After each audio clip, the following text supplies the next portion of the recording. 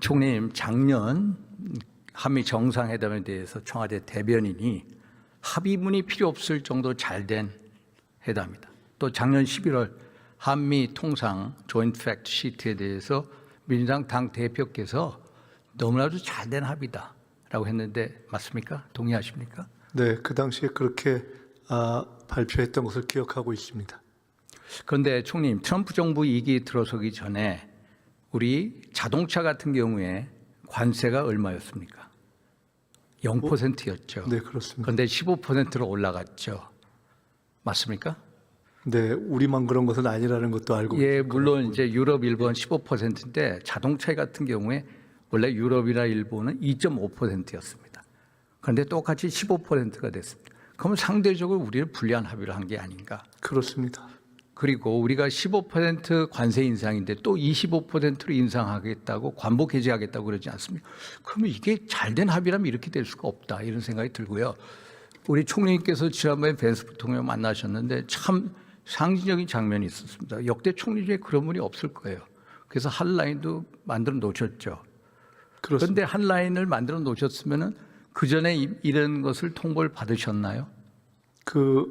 정확하게 말씀드리면은 벤스 부통령을 만난 예. 그 귀국한 다음 날 그 트럼프 대통령의 관세 인상 메시지가 있었습니다. 만났을 때 당시에는 그 얘기가 없었고 제가 그때 또 그 이후에 확인한 바로는 사실은 미 행정부 내에서도 트럼프 대통령 외에 그야말로 한두 분 통상에 관계하는 분들이 많이 그걸 인지하고 있는 상황이어서 매우 갑작스러운 상황이었다 이렇게 확인하고 있습니다. 그 한라인 또는 그 소통망이 의미 있느냐?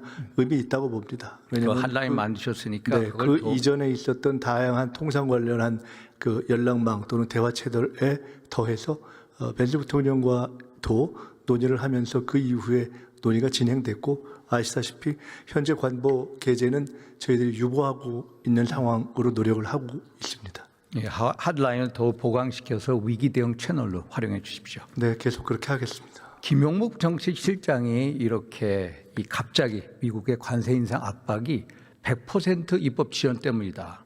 동의하십니까? 저는 그거 100% 그렇게 확인하고 있습니다.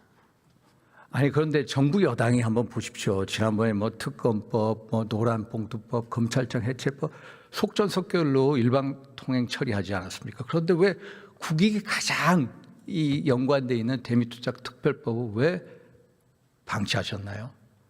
글쎄요, 방치는 아닌 것으로 알고 있고요. 지금이라도 그러면은 뭐 일방 처리하기는 좀 그렇지 않습니까? 예, 이에 대해서 아시다시피 이것을 비준으로 해야 되는 것이 아니냐라고 야당 측에서도 제기해 오신 바가 있고 가급적 이 문제를 의논해서 처리하려고 시간이 진행된 것으로 알고 있는데 다행히 지금이라도 여야 합의로 진행되고 있기 때문에 가급적 빠른 시기 2월 안에 처리될 것으로 기대하고 있습니다. 100% 입법 지원 말고도 벤스 부통령 만났을 때 쿠팡, 손의원 목사 구속권 이런 것들이 복합적으로 작용한 건 아닐까요? 저는 그렇지 않다고 100% 확신합니다. 그것은 여러 가지 채널을 통해서 확인한 바 다 그렇습니다.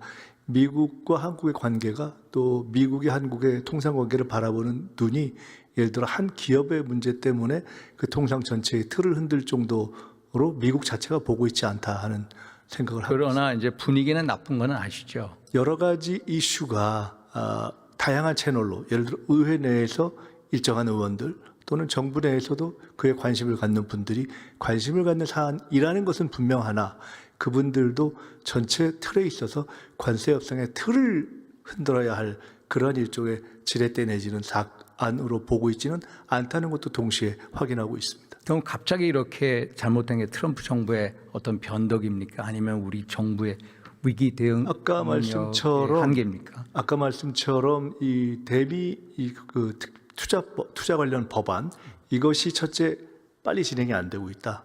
그렇게 되다 보니 투자 프로젝트에 대한 결정이 빨리 안 되고 있다. 그렇게 되다 보니 실제 투자한다고 하는 투자 자금이 이렇게 납입되지 않고 있다. 이 세 가지에 대한 불만이 있었던 걸로 보이고 사실은 그러나 그 세 가지 다 저희들이 특별히 기간을 어긴 것은 없습니다. 아시다시피 기간을 어긴 것은 없지만 FTA가 잘못돼서 현재의 관세 협상이 시작된 것이 아닌 것처럼 기간을 어기지 않았지만 빨리 진행이 안 된다라는 그러한 여러 가지 불만과 압박 의지가 작동했다고 보기 때문에 저희들은 이번 관세 협상이 시작된 것 같은 이 기울어진 운동장에서 그렇듯이 이 상황도 잘 풀어야 된다고 대응하고 있습니다. 저는 기본적으로 트럼프 정부, 이재명 정부의 불신의 강이 흐른다라는 느낌을 많이 받습니다. 그래서 근본적으로 이런 문제가 재발되지 않기 위해서는 초당적인 대미 외교 통상 사절단을 보내는 게 어떠냐. 초당적으로 정치인, 기업인, 학자, 문화예술인 등 한 20명을 뽑아서 미국 조야에 보내서 의회, 정부, 백악관, 투루 대대적인 아우리치 활동을 해야 된다. 그래야 이런 불신을 해소한다. 어떻게 생각하십니까? 아주 좋은 말씀이라고 보고요. 초당적인 그런 외교 활동을 여야 함께하는 건 첫째 굉장히 필요하다고 봅니다. 다만 조금 전에 불신의 강이 흐른다는 표현에 대해서는 동의하기가 어렵습니다. 불신의 강이 흐른다면 지금 외교 문제 이렇게 풀기 어렵지 않겠습니까?